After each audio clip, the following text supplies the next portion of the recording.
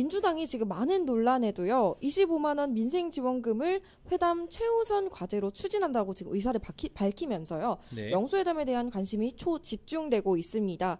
민생 지원금 대통령이 과연 선뜻 호응할까요? 이게 오늘 오전에 네. 들어온 소식까지 같이 좀 봐야 될 것 같은데요. 네. 오늘 오전에 이제 그 대통령실에서 지속적으로 여러 이슈, 그러니까 이번에 영수회담으로 그 진행하기로 했던 내용이 25만 원 이 민생 지원금 내용도 있었지만은 네. 최상병 특검 음. 그리고 국민들께 사과하셔라 네. 이런 내용도 다 포함되어 있었거든요. 근데 대통령실에서 이걸 굉장히 부담스럽게 생각을 했어요. 네. 그래서 그냥 조건 없이 만나자, 편하게 그냥 만나서 자유롭게 대화를 하자라고 이제 대통령실에서 이제 던지니까 이재명 당대표가 이제 오늘 오전 한 11시쯤이었던 것 같은데요. 네. 11시쯤에 받았습니다. 그거 받았어요. 받아가지고 조건 없는 내용으로 영수회담이 지금 진행될 수 있도록 실무회의가 지금 3차까지 이어지고 있는 그런 상황이 있거든요. 네. 근데 이제 조건 없이 그냥 아무 내용 없이 만나기로 했으니까 당연히 이제 이런 내용도 이야기를 하겠죠. 네. 그러니까 민생지원금 25만 원 필요하다.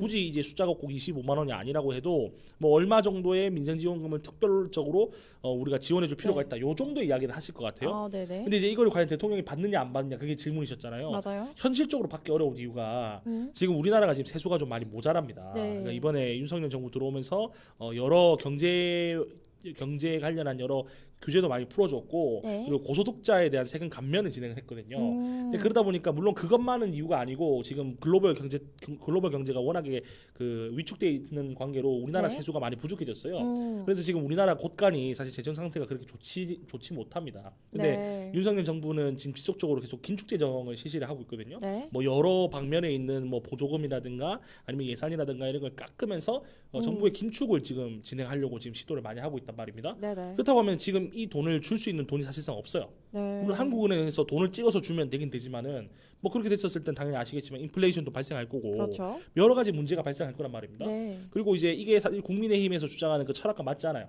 그 원내대표께서 얼마 전에 이 민생지원금 25만 원 주는 거다 아무런 근거도 없는 거다. 네. 근데 왜 이거를 자꾸 주장을 하느냐 이런 식으로 이야기를 하셨는데 또 그런 걸 바탕으로 또 생각해 보면은 대통령 사실상 이 25만 원을 받을 만한 근거가 없다.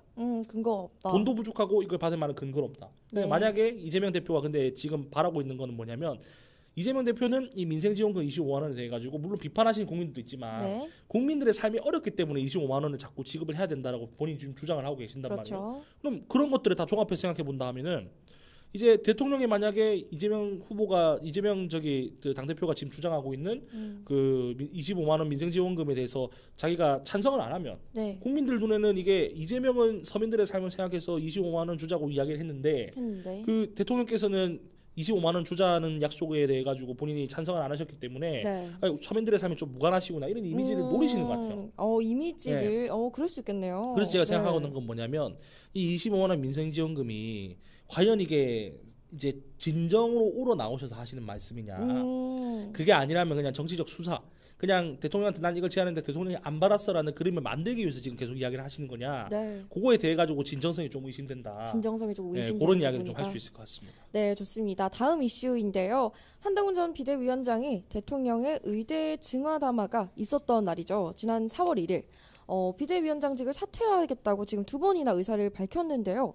관철되지 못했다는 주장이 있어서 많은 화제를 낳고 있습니다. 일각에서는 의도적으로 선거 전 일을 지금 노출을 시켜서 대통령과 거리를 두는 것 아니냐 이런 추측이 나오고 있는데요. 이런 이슈는 어떻게 보시나요? 예, 뭐 사실은 또 이렇게 보는데요.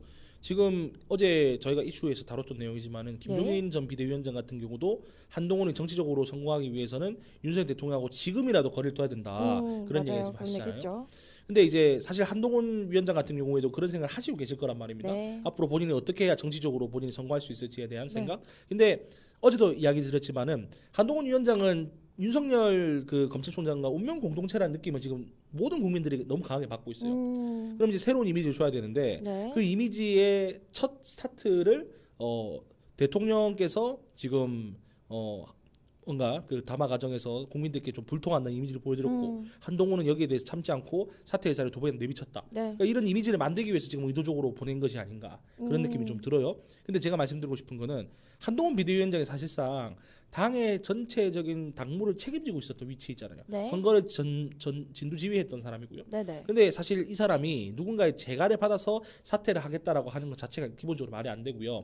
그때 만약에 사퇴가 필요해서 본인이 사퇴를 하고 싶었으면은 네. 본인이 사퇴 기자회견하고 끝내면 되는 겁니다. 그렇죠. 그리고 이제 뭐 당무 보는 뭐 사무국이나 이런데 그냥 본인이 비대위원장 사퇴하겠다고 사퇴 서만 내면 되는 거거든요. 근데 그때는 이런 거에 대한 이야기도 없고 네. 사퇴하겠다고 발언도 안 하다가 안 이제 하다가. 오셔가지고 이제 과거에 이런 일이 있었다더라 주변에서 측근이 했던 이야기처럼 이렇게 잘 퍼뜨리는 거는 한동훈 위원장이 정치적으로 재개하기 위해서 의도적으로 이 내용을 흘린 게 아닌가. 의도적으로 흘린 것 같다. 물론 네. 대통령께서 정부 여당의 이번에 선거에 대한 책임이 없는 건 아닙니다. 네. 없는 건 아니지만 그럼에도 불구하고 이러한 방법으로 대통령과 선긋기 나서는 거는 본인에게 절대 플러스 되는 요인은 아닌 것 같다. 오히려 이제 이준석 그 대표가 이야기했던 것처럼 차라리 뭐 마을 변호사로 개업을 하시든가 뭐 그런 방법도 있다는 겁니다. 네. 그런 식으로 다른 이미지를 꾀하는 걸 선택하셔야지 대통령과 거리가 멀다라고 해서 한동훈의 이미지가 프리미엄 붙을 거라고 생각하시면 안 돼요. 네. 왜냐하면 한동훈 위원장이 사실 처음 법무부 장관이 되고 비대위원장까지 오신 거는 대통령의 의중이 있었기 때문에 오신 거란 말입니다. 그렇죠. 그리고 다른 국민들이 볼 때도 한동훈 위원장이 윤석열 대통령보다 훨씬 더 유연한 이미지이긴 하지만은 네. 그러면서도 윤석열 대통령 가깝다는 이미지를 가지고 있기 때문에 네. 그렇기 때문에 국민들께서도 한동훈 비대위원장이 처음에 인선됐었을 때 납득을 하셨던 거거든요. 그걸 이제 와서 뭐 사실 난 별로 안 친해 이렇게 하는 거는 뭐 친구 사이에는 그렇게 할 수 있지만 맞아. 친구 사이가 아니잖아요. 그렇죠. 네. 국정을 이끄는 지금 아주 중요한 정치 지도자의 입장에서는 사실 이런 이야기 하는 거는 적절하지 않다. 네, 적절하지 않다. 네, 좋습니다. 다음 소식인데요. 서울의대 교수들이 30일부터 그러니까 다음 주 화요일이죠. 네, 외래 진료를 중단하고 집단 사직하겠다는 말을 발표에 대해서 집단 사직 가능성은 낮고 또 환자를 떠나는 무책임한 교수가 없을 것이다. 이렇게 말을 했어요. 네. 정부의 이런 발표에 대한 생각은 어떻습니까? 사실 이거를 정부 입장에서 이렇게 네. 발표를 하는 거는 저는 좀 더 무책임한 것 같아요. 그러니까 집단 사직 가능성은 낮다. 환자를 떠나는 무책임한 교수가 없을 것이다. 이렇게 이야기하면서 이야기하는 게 네. 무책임한 교수가 없을 거다 이렇게 이야기를 했잖아요. 네. 그러니까 마치 이제 그 사직하는 교수님들을 지금 뭐랄까요, 좀 무책임한 사람처럼 이렇게 몰아가는 듯한 네. 그런 표현을 쓴 건데 지금 이제 교수들이 왜 사직을 하려고 하는지, 왜 휴직을 하려고 하는지 그걸 기본적으로 알아야 돼요. 네. 지금 전공의대 같은 경우는 파업을 하고 있지 않습니까? 맞아요. 그럼 전공의 업무를 누가 하겠습니까? 원래 전공의들을 관리하는 입장에 있는 교수님들이 교수가, 그 네. 전체 과를 책임지기 때문에 그분들이 진료를 더 많이 보고 수술을 더 많이 하고 지금 이렇게 하고 계시단 말이죠. 네. 근데 지금 이렇게 교수들이 힘들게 일하고 있는 것에 대해서 대책이라고 내놓은 대책들이 실제로 실효성이 별로 없었어요. 네네. 시니어 의사를 다시 퇴직하는 의사를 다시 데리고자 그분들 진료 보실 수 있겠습니까? 아니죠. 교수나 네. 전공의 수준으로 진료 못 봅니다. 그분들. 맞죠. 그리고 환자들도 믿지 않을 것 같아요. 그렇죠. 네. 그리고 뭐 PA 간호사가 병원장 허가만 있으면 의사 업무를 할 수 있도록 지원해주겠다. 네. 근데 그렇다고 했었을 때 제가 말씀드렸지만은 PA 간호사가 만약 그런다고 했었을 때 민사배상 책임까지 정부가 대신 져주는 게 아닙니다.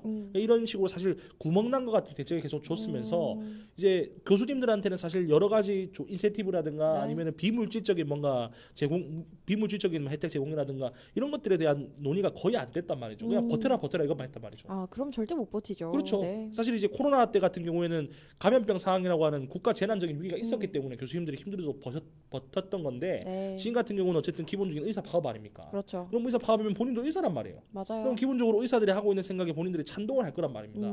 근데 본인들이 힘들게 일선에 계속 정부가 원하는 방식대로 계속 근무를 하고 있어야 되는 이유는 없을 것 같아요. 네. 그래서 사실 이런 결과가 나온 건데 정부에서는 의대 교수를 전공의하고 똑같이 보려고 한다. 제가 볼 때 이건 문제입니다. 문제죠. 예, 부산대 병원에서도 교수님 한 분이 전공의 파업 때문에 그 과로하셔서 돌아가셨거든요. 근데 이런 것들을 정부가 의도적으로 곡해하고 있다라고 저는 네. 좀 보여지고요. 근데 다만 이제 제가 말씀드리고 싶은 내용은 뭐냐면 이제 오늘 오전 기사까지 종합해서 말씀드리면은 네. 실질적으로 이제 전체 5일 진료 중에 하루만 휴진을 하겠다. 지금 네. 이렇게 지금 결정이 된 걸로 알려져 있거든요. 네. 한 명 물론 5일 중에 하루 진료 안 보는 것도 굉장히 큰 타격입니다. 맞습니다. 왜냐하면은 서울에 있는 그 요주한 대학병원 같은 경우에는 사실은 정말 많은 지방에 있는 환자들이 올라와서 올라가죠. 진료를 보잖아요. 네, 맞아요. 그렇기 때문에 하루 쉬는 것만으로도 큰 타격이 있는 건 맞아요. 네. 근데 그렇다라고 해서 지금 집단 사직이라든가 집단 휴직이라든가 이런 것 정도 수준의 타격은 없을 거라고 보는 게 지금 이제 그 분석이란 말이죠. 현재 분석이. 네. 근데 그런 거 보면은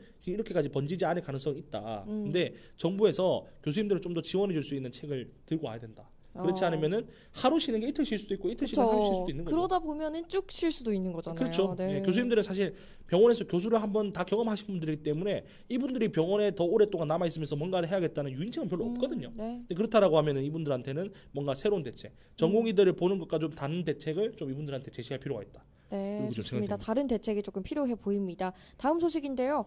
조국혁신단이 연수회담은 민주당에게 제안했다는 민주당 측의 입장 발표에 대해서 좀 섭섭하다면서 직설적으로 입장을 냈습니다. 네. 이번 영수회담에 대해서 민주당이 조국혁신단을 포함하지 않은 것에 대한 생각이 좀 궁금합니다. 왜 포함을 안 했을까요? 일단은 대통령께서 민주당하고 영수회담 하고 싶다고 하셨고, 네. 근데 이제 조국혁신당의 주장은 그러지 말고 야권 전체 대표들하고 그 영수회담 하자고 해달라라고 이제 이재명 대표한테 제가 해달라고 한 거 아닙니까? 네. 근데 이제 민주당 대변인실부터 해가지고 지금 나온 이야기는 뭐냐면 일단은 영수회담 우리 둘이 할게. 왜냐면 대통령실에서 우리 둘이한테 제안한 거 아니냐. 네. 근데 일단 그러고 나서 내가 거기 가서 야당 대표들 남은 대표들하고 만날 수 있는 그 자리를 만들어 달라고 내가 이야기를 해볼게. 지금 네. 이렇게 이야기를 하시잖아요.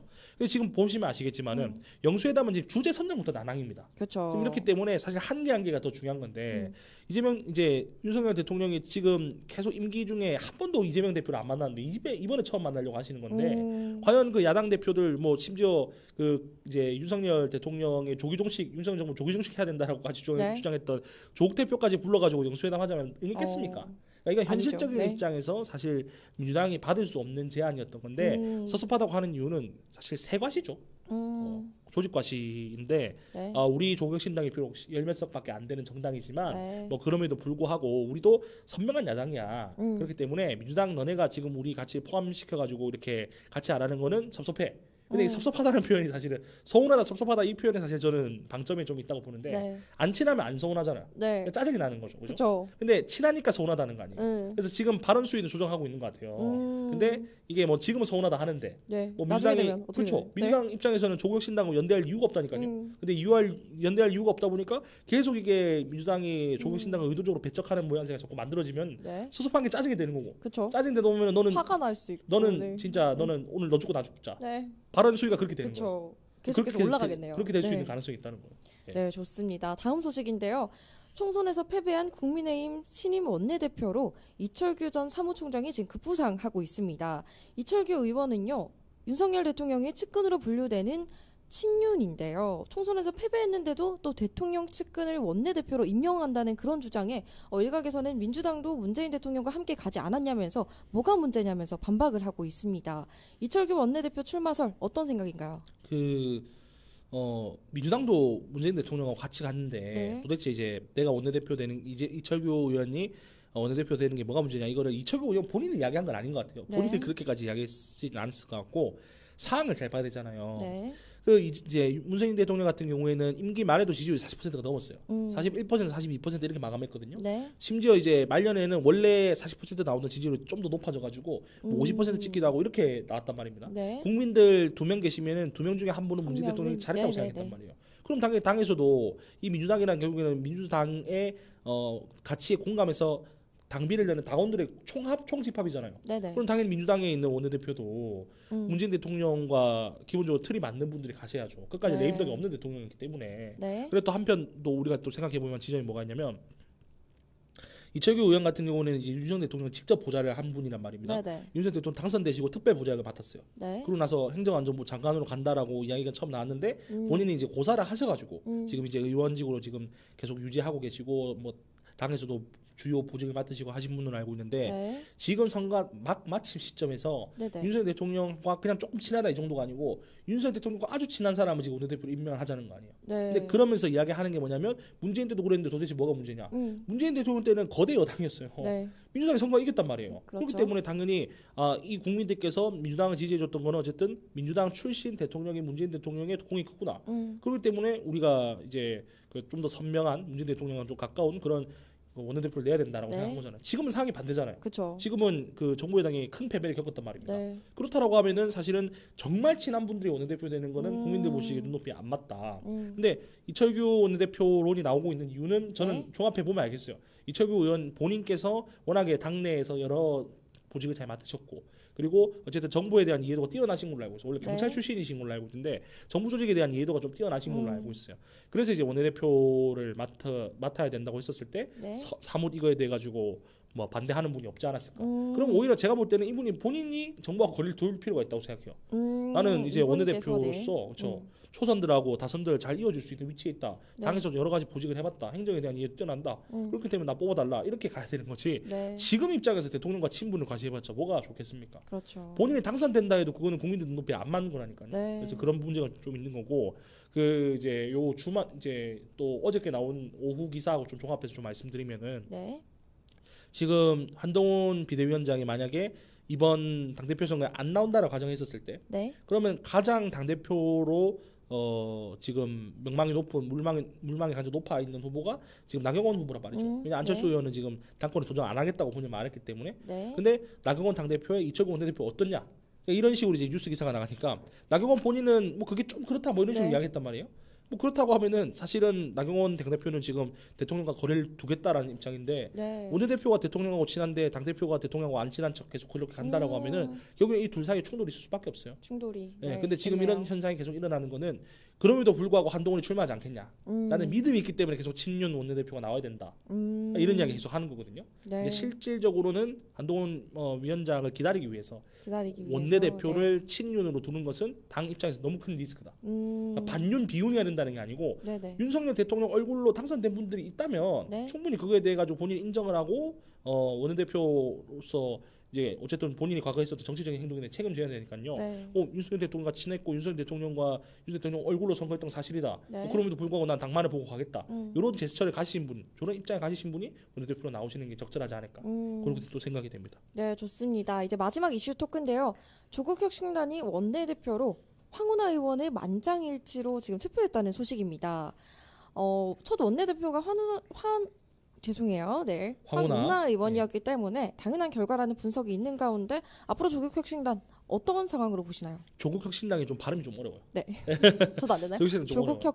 네. 조국혁신당 네. 좀 어렵습니다. 발음이. 부끄럽네요. 갑자기. 예전은 이제 네. 경상도 사람이라서 네. 여야 이게 발음 네. 잘 안 되거든요. 여자 이런 게 잘 안 돼. 그래서 혁신당이라든지 혁신당이라고 혁신당이라고 하게 되는 그런 부분이 있는데 하여간 그 황운하 의원은 이제 조국혁신당이 처음 만들어지고 나서 네. 첫 원내대표를 맡았죠. 맞아요. 첫 원내대표를 맡았고 이번에 이제 그 22대 국회 선거 이후에 첫 원내대표를 뽑는 건데 또 뽑힌 거는 네. 당 입장에서 당연한 거다. 왜냐하면 지금 조국혁신당의 비례대표로 오신 분들이 대부분 선수가 초선이에요. 그리고 당 대표는 당연히 이름이 조국혁신당이니까 네. 조국이 당 대표가 해야 된다는 건 기본적으로 공감대가 있단 말이에요. 네네. 그럼 조국 당 대표는 안 돼요. 그러면 다선 인물은 사실 황운하 원내대표밖에 없고 네. 원내대표 하실 만한 분은 근데 거기다가 원래 원내대표를 하고 계시잖아요. 네. 그 당내에 있는 여러 의사결정에 따르면 이분이 충분히 타당성이 있다. 근데 당 밖에 있는 상황을 좀 봤었을 때 황운하 원내대표를 또 원내대표로 지지한 이유가 뭘까? 황운하 원내대표 같은 경우는 어쨌든 민주당에서 오랫동안 정치하셨고 네. 그리고 민주당에서 오랫동안 황운하 의원을 많이 감쌌단 말이에요. 그렇다고 하면 민주당 의원들과 지금까지 같이 뭔가를 한다든가 뭐 이분들이 아직도 우정이라든가 네. 아니면은 의원으로서 그냥 굉장히 친분이라든가 이런 것들이 분명히 남아있을 거란 말이에요. 네. 근데 황운하 의원 같은 분을 원내대표로 임명을 하면은 민주당이 좀 더 뭔가 요구하기 쉬워지겠죠. 지금 이야기 많이 나오고 있는 게 범야권 대표 연석회의 한번 하자. 네. 왜냐면은 이걸 만약에 하게 되면은 이재명 대표도 받을 확률이 높아져요. 왜냐면은 전체 야권의 어쨌든 대장은 이재명 당 대표잖아요. 네. 그럼 이재명 당 대표는 이 제안을 받을 확률이 높다는 거예요. 네. 근데 대신에 조국신당은 당 의석수가 모자라기 때문에 범야권 연대 의석, 뭐 연대회의 이런 걸 통해 가지고 본인들도 적은 의석수의 리스크를 탈피하고 충분히 본인들의 주장을 민주당과 같이 함께해서 뭐 국회에 법안을 통과시킨다든가 네. 이런 것들이 충분히 가능해지겠죠. 그래서 황운하 원내대표가 된 것은 당내로 보면 당연한 결정이나 네. 당 외로 봤었을 때는 이분이 앞으로 민주당과 잘 소통할 수 있을 거라는 기대 때문에 그 기대 때문에 황운하 원내대표를 의원을 원내대표로 임명한 게 아닌가 이런 생각이 듭니다.